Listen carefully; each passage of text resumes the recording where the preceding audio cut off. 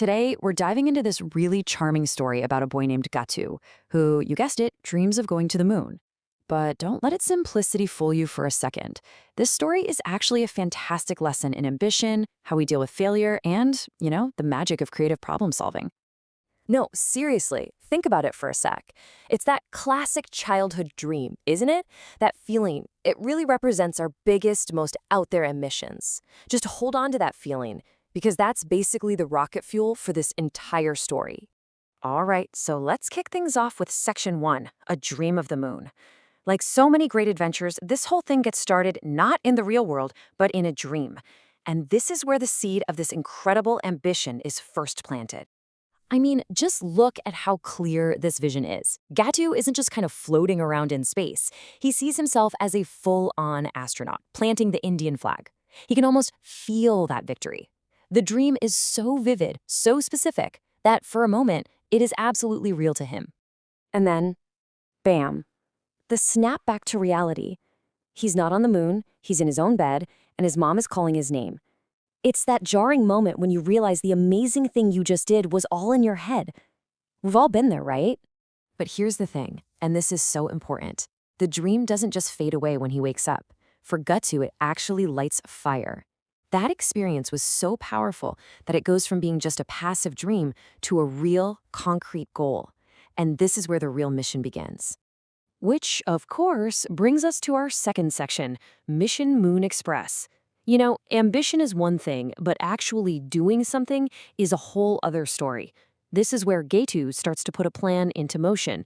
He's not just a dreamer anymore. He's basically a mission commander now. And like any great leader, Gatu knows he can't pull this off alone. So he gets his team together, Bunty, Pinky, Goody, and Hari. And notice, he doesn't just ask for a favor. He shares his big vision and gets them excited to join the mission with him. And this is just perfect. It's the first step of any big project, right? You gotta break it down into smaller pieces. Their plan is so simple, so straightforward, and just wonderfully childlike. They even give it an official name, the Moon Express, which makes it all feel so much more real. Just look at this list of materials. This is the heart and soul of childhood ingenuity right here. They're trying to pull off one of humanity's greatest achievements with stuff you could find in your garage. I mean, cardboard, bottles, and tape. The gap between the huge dream and the humble tools is it's perfect. And you know what? After all that planning and scavenging, they actually do it. Their teamwork plays off and the Moon Express is finished. This is that magical moment of creation where an idea in your head becomes a real physical thing, standing right there in front of you, ready to go.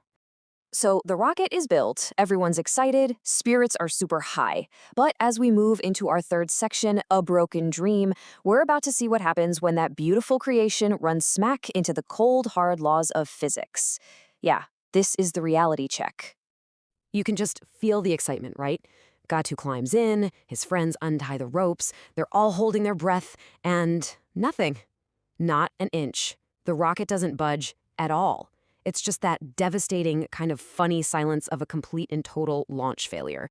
But they don't give up. Not yet. They add more balloons. It's the only engine they've got.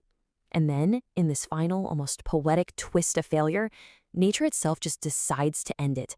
A bunch of crows show up and start popping the balloons, one by one, literally dismantling their dream right in front of them. Gatu has to scramble out. It's over.